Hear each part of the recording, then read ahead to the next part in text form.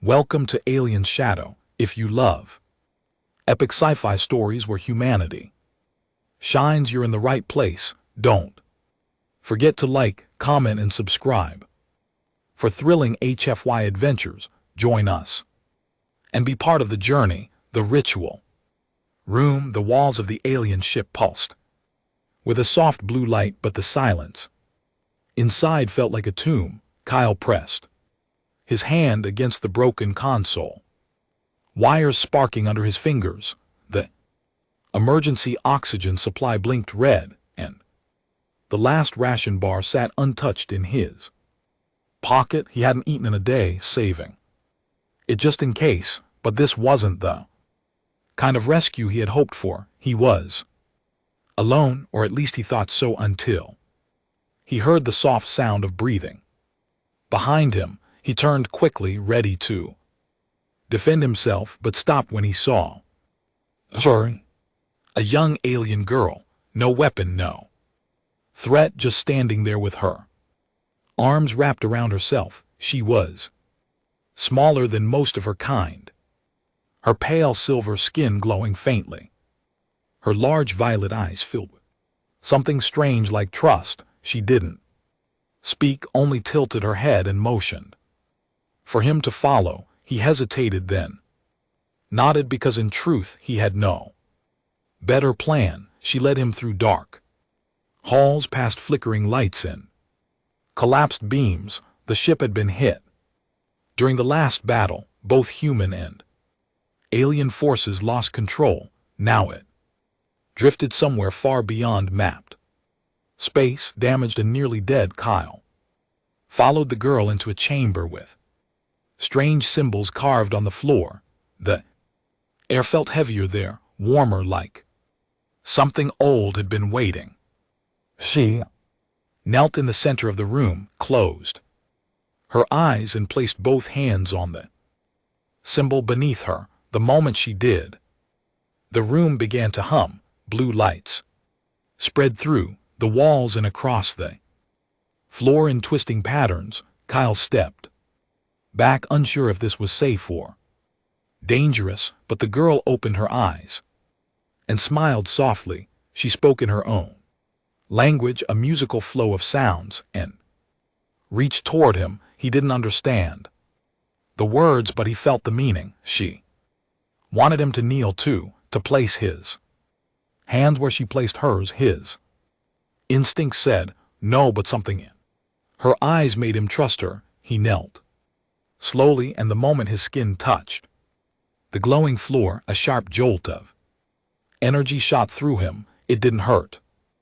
It felt more like a memory waking up. The symbols lit brighter, and the room spun in silence. The girl closed her eyes again, lips moving in a quiet chant. Kyle felt heat in his chest, his heartbeat matching the rhythm of her words. His mind clouded with flashes of stars, fire, warmth in her face, smiling in the dark. Then everything stopped. The light faded, the hum died down, and the girl leaned forward with a soft breath. Kyle's hand touched hers by accident, and she didn't pull away. He moved closer, unsure of why, but something told him this moment was sacred. He leaned in gently, wanting to offer comfort or maybe something more. But before his lips touched hers, she whispered in perfect English, "You are not supposed to kiss me yet," she said softly.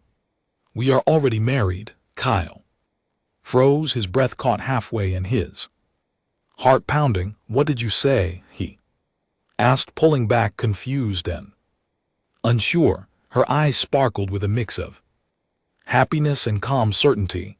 "The bonding is complete," she said. "Ritual made us one." He blinked, staring at her like she just spoke in madness. "No, wait, I didn't agree to anything," he said, his voice rising slightly. She tilted her head again, that same calm smile still on her lips. "You came with your heart open," she replied. "You touch the mark with trust. That is how it begins for us," she continued. You are mine now and I am yours. Kyle stood up and stepped back, shaking his head slowly. He checked his translator. Somehow her words were fully sinking. No lag, no errors. That shouldn't have been possible without a proper language upload. She wasn't just speaking English, the ship had synced their minds. During the ritual, some kind of neural binding, maybe ancient tech beyond human understanding. He felt a weight in his chest, a strange warmth. He couldn't explain. You're serious, aren't you? He asked, and she only nodded once. Then she reached into a compartment beside the chamber wall and pulled out a small, glowing crystal. It floated in the air and played soft images, memories. Her memories. He saw her watching him during training, listening to his voice, learning his smile. She had chosen him long before this mission ever began. Kyle sat down slowly, mind spinning.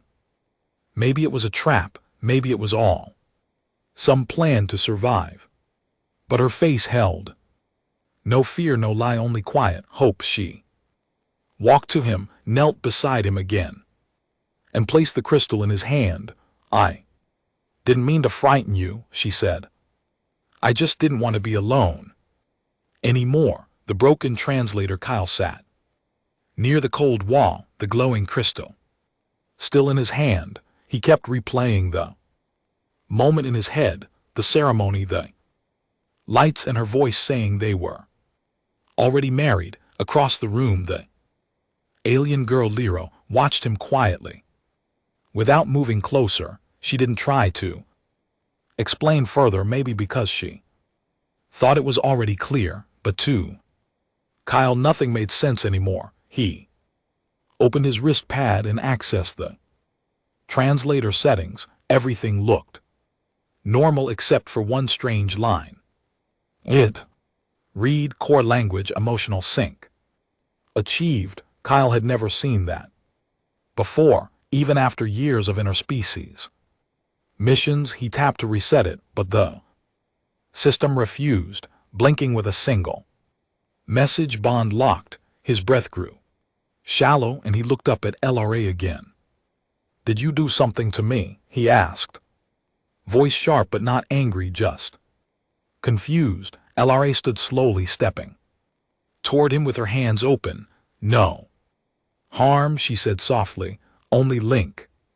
Kyle narrowed his eyes. What kind of link? LRA pointed at the symbol on the floor where they had knelt. She moved her fingers in the shape of a circle, then placed her palm over her chest. It joins breath, memory, and heart, she explained. It makes us know each other. Kyle stood, rubbing his temples, trying to think clearly. You mean this wasn't just some power ritual or emergency beacon? He asked. She shook her head slowly, silver hair brushing her shoulders like soft ribbons. It is for choosing a mate, she said, but not just body, spirit too. Kyle felt something tighten in his chest, unsure if it was fear or something deeper. You bonded with me without asking, he said. That's not how humans do things. LRA lowered her gaze and her voice became softer. I asked, but not with words. Kyle opened his mouth to argue, but then stopped. In his memory he saw her eyes that moment, her hand reaching out, her calm expression. He hadn't felt danger then, only a strange pull in his chest. Something about her made him lower his guard without realizing it. He sighed and turned toward the open corridor, unsure what to do next. I need to get the ship working, he said. We need power, air, food.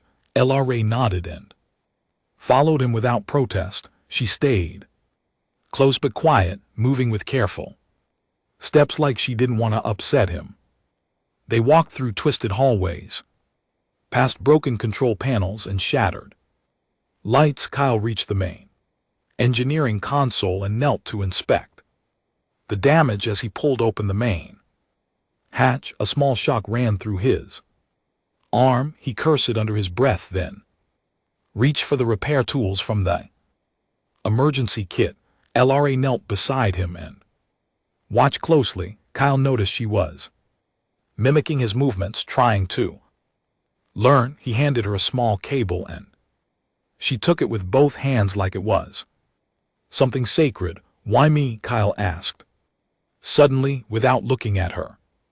LRA hesitated, then answered, "You smiled."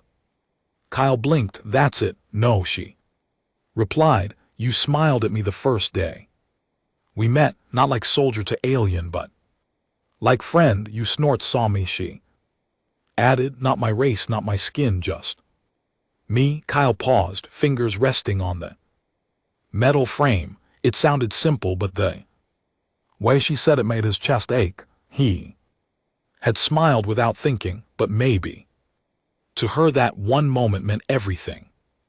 LRA reached into a pouch on her belt and pulled out a tiny device. She handed it to him and said, "This is my translator's heart chip. It matched yours when I first heard your voice." Kyle took it, his fingers brushing hers. By accident, the chip glowed faintly. His palm then synced with his wrist pad. Text scrolled across the screen. Emotional signature, verified, dual key active. He looked at her this time not as a stranger, not as a soldier, but as someone who might have seen something real in him when no one else did. He took a deep breath and handed the chip back. "All right," he said, "we fix this ship together." LRA smiled, not wide, but full of quiet trust. "Together," she repeated, her voice a whisper carried by broken air, and for the first time since the crash, Kyle didn't feel quite so alone. Memories in her blood. The air inside the ship grew warmer as backup systems slowly returned to life. Lights flickered dimly and the floor hummed. Under Kyle's boots, he and Lero worked without speaking, side by side, moving like a team that had always been there. But in Kyle's mind, a storm was building.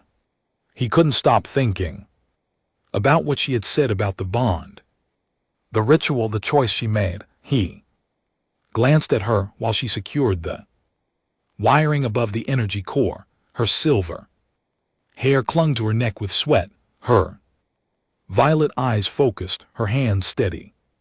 She looked so calm, but Kyle's thoughts spun like a broken gear. Why him of all people? Why now? What had she really seen in him that made her choose such a powerful connection? He had to know, and he wasn't going to guess anymore. "LRA," he said firmly, "I need to see what's in that crystal again." She turned slowly, her expression unreadable. "You still do not trust me," she said softly, not accusing, just stating a truth. "I don't understand you," he replied, "but I want to." That was enough for her, and she reached into her belt pouch and pulled out the glowing orb again. She handed it to him with both hands, then stepped back. Kyle sat cross-legged on the floor and activated the crystal with a single touch. This time the images were stronger, clearer. He wasn't just seeing memories, he was feeling them.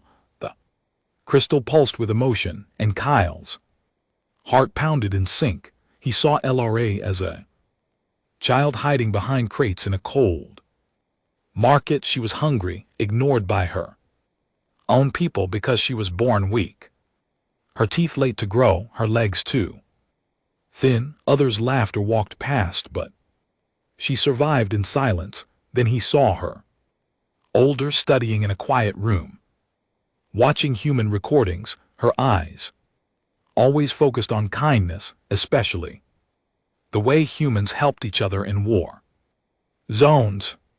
Then the memory shifted again. It was the day they first met. Kyle had forgotten, but she had not. He had offered her water without thinking, wiping blood from her temple after a small blast had thrown them both. His touch had been brief, his voice calm. But to LRA, that moment had lit something inside her that never dimmed. Again, Kyle felt her loneliness through the crystal like a wave crashing over him, every ache, every silent tear. Every night she curled into a corner to sleep alone. She hadn't chosen him. Randomly she had watched, waited, and hoped, not for a hero, not for a savior, but for someone who could see her as she truly was, and Kyle had done it without knowing, without effort. When the memory ended, Kyle's chest felt heavy. LRA knelt across from him, silent, waiting. He didn't know what to say, what words could match the weight of her life, her choice, her hope. I didn't know, he whispered, voice rough. LRA nodded. I know, she replied gently, but now you do. He stood slowly, holding the crystal tightly. I was just trying to survive, he said, but you were trying to belong.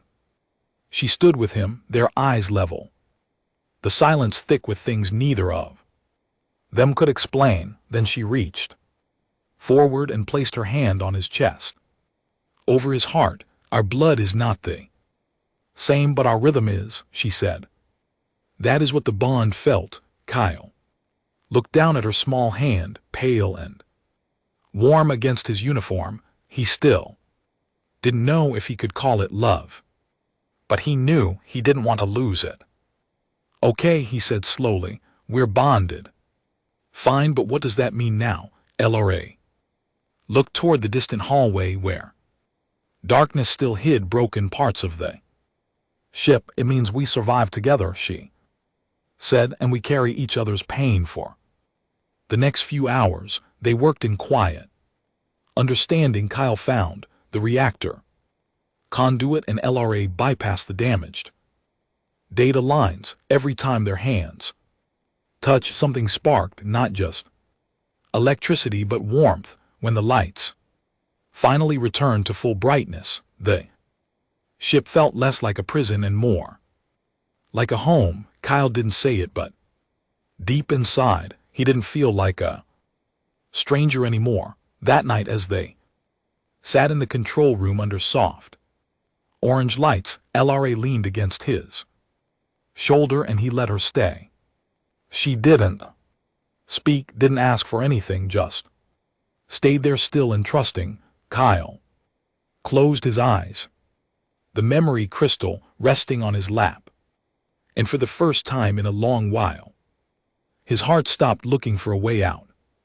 The rescue signal, the wind outside the ship was silent, but the darkness of space pressed against the walls like a waiting giant inside the control room.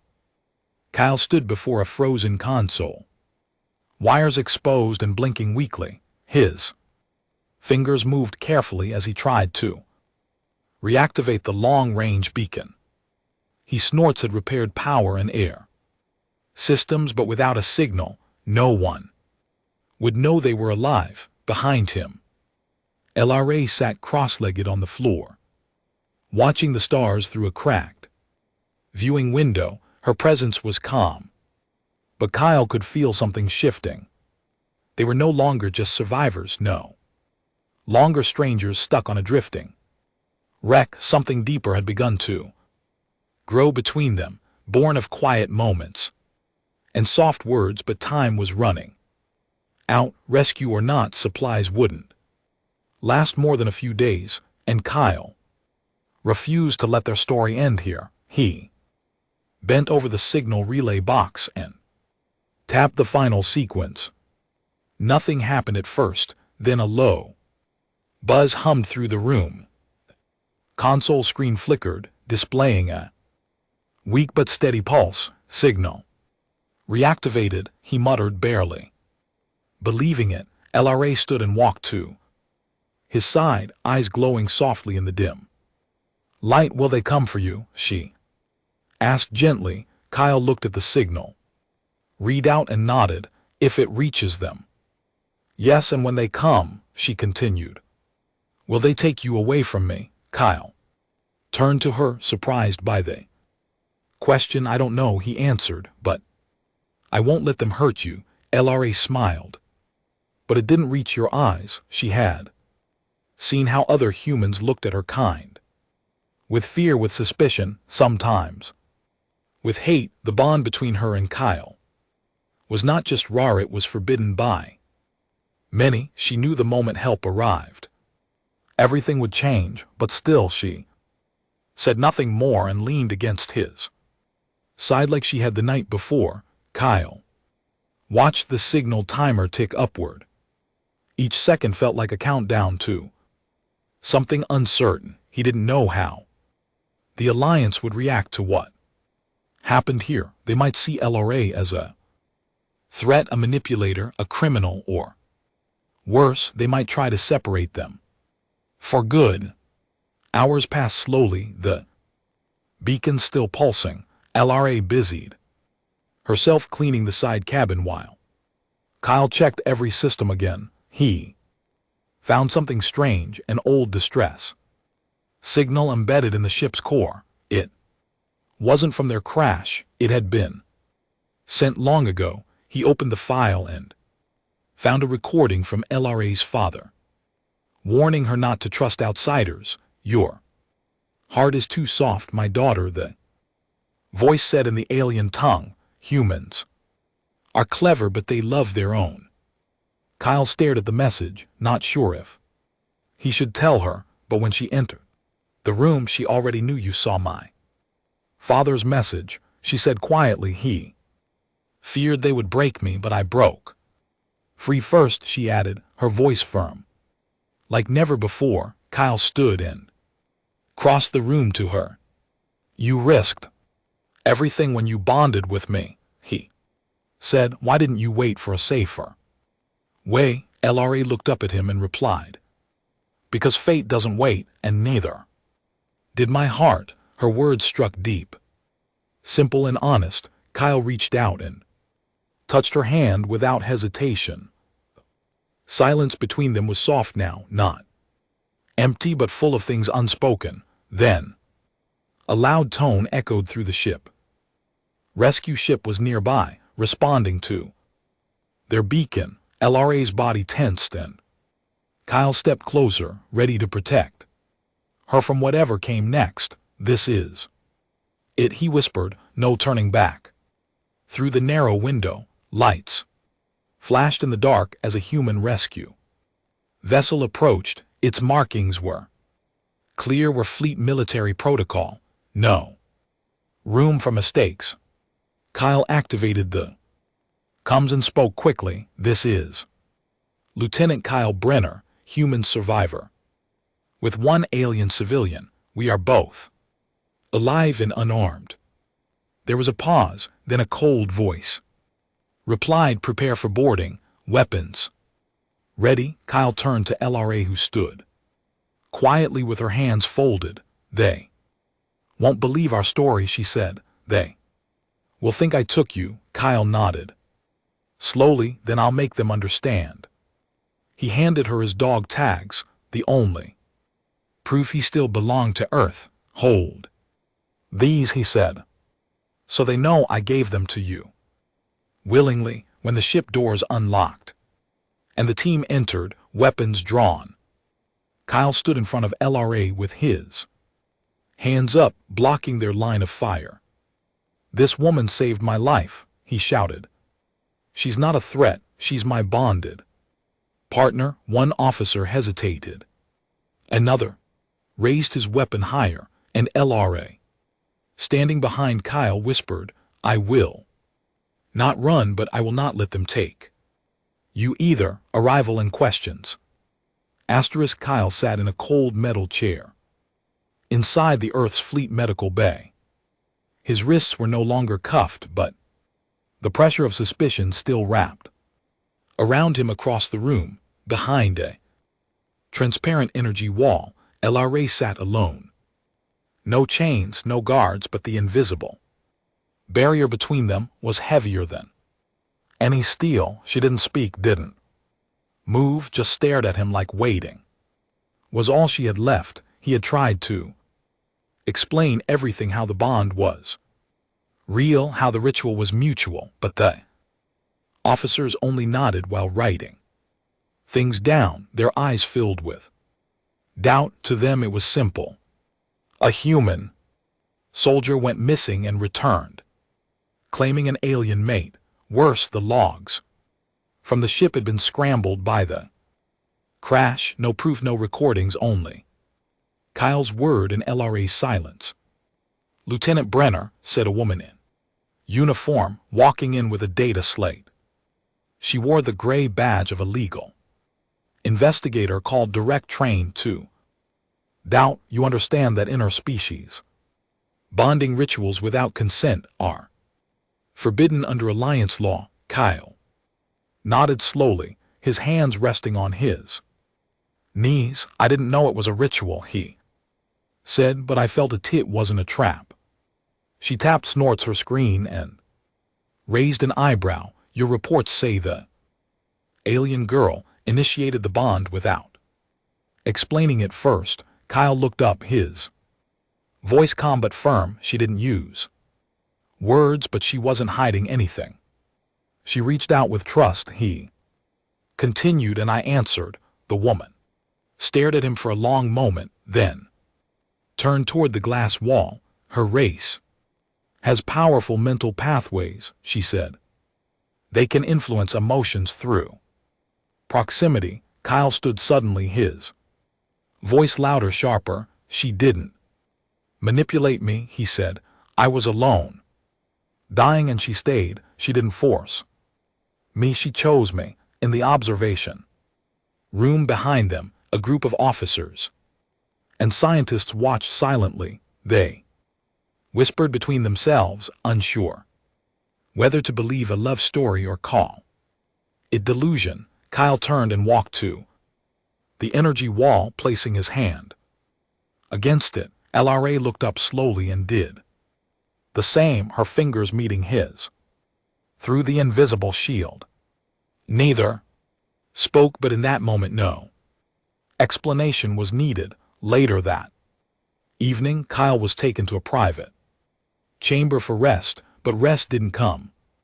Instead, he stared at the ceiling, replaying every moment they had shared, the way she had trusted him with her memories, the way she touched his hand when afraid. He didn't know if it was love yet, but it was something real, and he knew he couldn't let anyone take that away. The next morning, a new face entered the room. Human elder alien, dressed in ceremonial robes. He introduced himself as a bond interpreter sent by Lyra's people through diplomatic channels. She is of age, and the ritual she performed is sacred, the elder said. Breaking it without ceremony will damage her spirit and yours. Kyle stared at him, feeling the weight of those words settle in his chest like stone. The elder held out a thin crystal sheet. "Sign this and the bond is canceled," he said. "You will be free, and so will she." Kyle didn't take it. He stared at the glowing lines but didn't move. The elder tilted his head and added, "Or you can defend the bond before the council." Kyle looked up, his voice steady. "Then I'll face them." He was brought into the courtroom chamber 2 hours later. The walls were high, curved like the ribs of some ancient beast.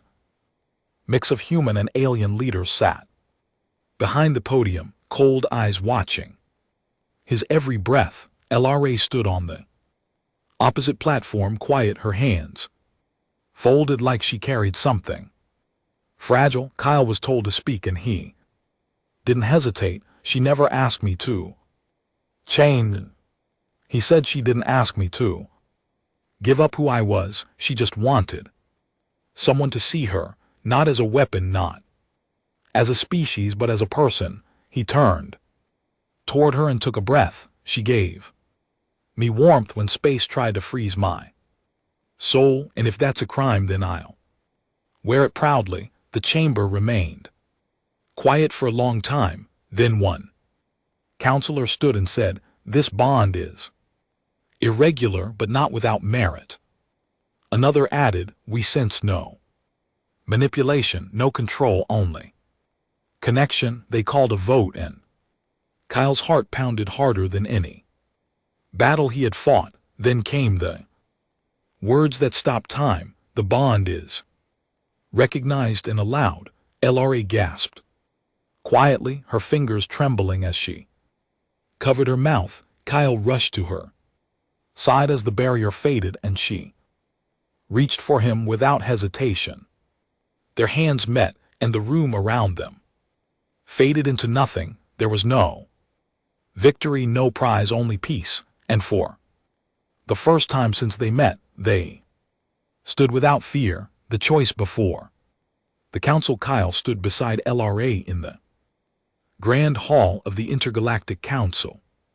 Stone columns reached up like frozen towers, and flags of 100 worlds hung from the ceiling. He had faced war, death, and betrayal before, but never this kind of pressure. The chamber was full of diplomats, warriors, and scholars who believed in rules above emotion, and today they would decide if his bond with LRA would be honored or broken. LRA stood quiet at his side, wearing the traditional silken robe of her people. She looked smaller than usual, but Kyle could feel her strength. Every breath she took was slow, calm, like she had already accepted the outcome. Kyle wasn't calm, he was angry. Not at her, but at a world that still feared love across stars. He had seen what they had built together, and he would not let anyone tear it apart. Voice echoed through the hall, deep and cold. "Lieutenant Kyle Brenner of Earth, do you still claim this bond?" Kyle took a step forward and said clearly, "I do." The voice turned toward LRA. "And you, LRA of House Sonara, do you still stand by your choice?" Her voice was soft but sure. "Yes, I do." A screen above them lit up, showing images from their time aboard the wrecked ship, their hands fixing wires together, sharing food, resting side by side under fading lights. The council had recovered some of the ship's memory core, enough to show pieces of their bond. Gasps came from several corners of the room when they saw Kyle shielding LRA from the rescue team's weapons. And then came the moment he called her his mate. "This council sees passion," one elder said, "but does it see understanding?"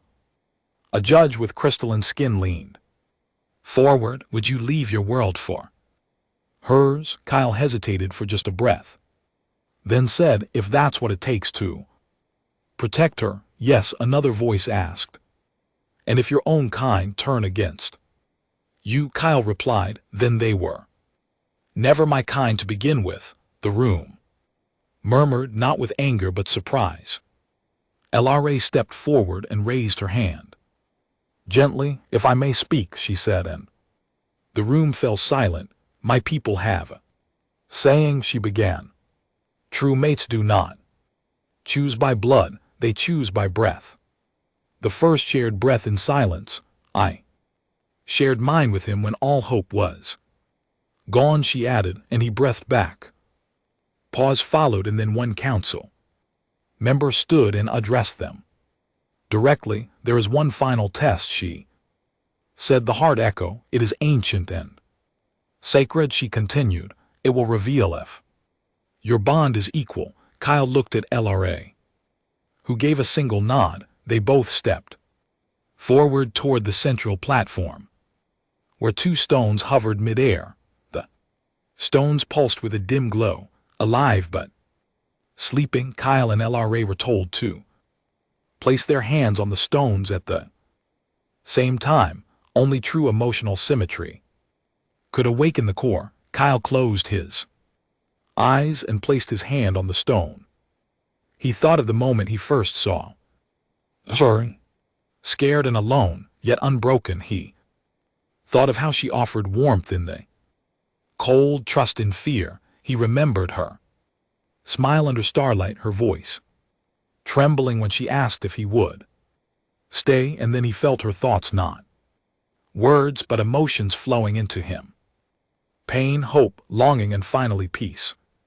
The stone between them erupted in brilliant white light. The council chamber glowed with it, and no one dared speak. The test had confirmed what words could not. This was no trick, no manipulation. The bond between Kyle and LRA was real, pure, and complete. The council leader raised his hand, and the light faded into soft silence. This bond, he declared, is honored across all worlds. LRA turned to Kyle, her eyes wide, shimmering with emotion.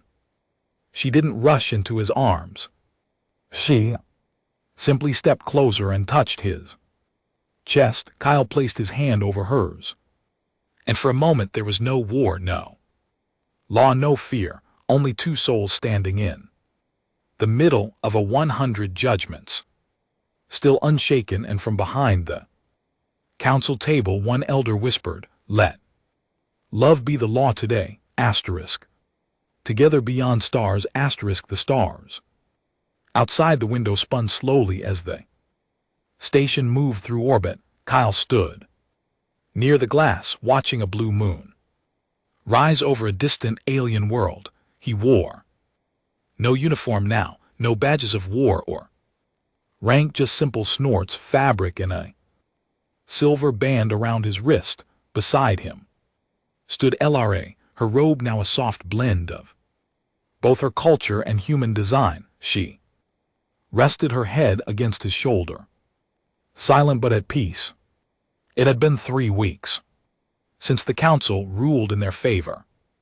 Instead of sending them back to their separate worlds, the Alliance gave them something rare, a place where both sides could meet, study, and learn. A shared research station built on unity. Kyle and LRA were asked to stay, not as soldiers or witnesses, but as living proof that bonds born in chaos could become symbols of peace. Every day new visitors arrived, some curious, some doubtful, some angry. They asked questions, stared, whispered behind walls, but Kyle never flinched, and LRA never hid. They walked the halls together, hand in hand, speaking gently and answering every question with patience. They became teachers without trying, simply by existing together without fear. One afternoon, Kyle stood before a group of cadets from Earth. They had come expecting lectures on war tactics or survival drills.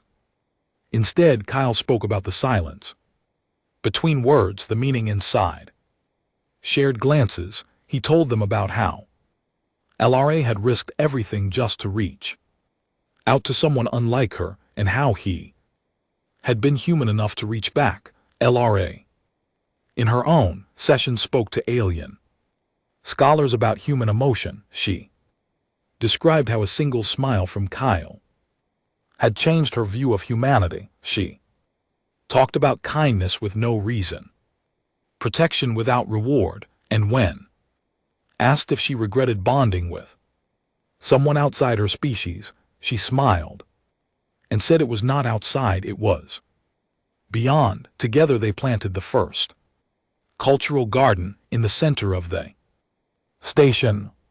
One side held glowing blue vines from LRA's home world, the other grew earth sunflowers reaching high under artificial light. In the middle, where the roots met, stood a single stone, bearing both their names, not as a monument to victory, but as a promise kept. One night during a quiet walk, Kyle stopped near the garden and looked at the stars above. They say love is a battlefield, he said with a small laugh. LRA looked up at him, puzzled. But we didn't fight each other, she replied. No, Kyle said, turning to her. We fought the world for each Other, LRA nodded and reached for his hand, and we won. The station's announcement system echoed gently. Through the corridors, new arrivals from a distant system were approaching beings that had never met humans or Lyra's kind.